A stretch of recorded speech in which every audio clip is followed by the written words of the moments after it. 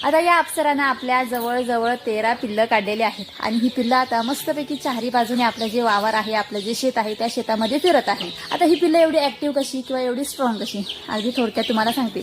कोंबडी ज्यावेळेला आपण उतरवतो, म्हणजेच पिल्लं काढल्यानंतर कोंबडी आपण ज्यावेळेला उतरवतो, तर उतरवल्यानंतर जवळजवळ पिल्लं की 15 दिवस किंवा 1 महिन्याची होईपर्यंत त्यांचं खाण्यापिण्याचं नियोजन हे अगदी व्यवस्थित ठेवायचं, जेणेकरून काय होतं, पिल्लं 1 महिन्याच्या चांगली स्ट्रॉंग होतात आणि मजबूत बनतात. आता खायला काय द्यायचं आहे आणि प्यायला काय द्यायचं आहे. आता पिण्यासाठी त्यांना फक्त गुळाचं पाणी द्यायचं आहे 15 दिवस ते 1 महिना.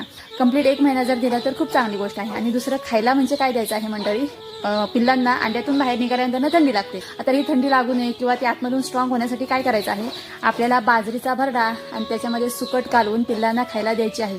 आता बाजरी ही गरम असते, त्याच्यामुळे पिल्लांचं पोषण चांगलं होतं. त्याच्यामुळे अशा प्रकारे जर तुम्ही पिल्लांचं किंवा कोंबडीच्या खाण्याचं नियोजन केलं तर नक्कीच पिल्लं ही तुमची निरोगी राहतील आणि लवकरात लवकर ऍक्टिव्ह होतील आणि मोठीही होतील.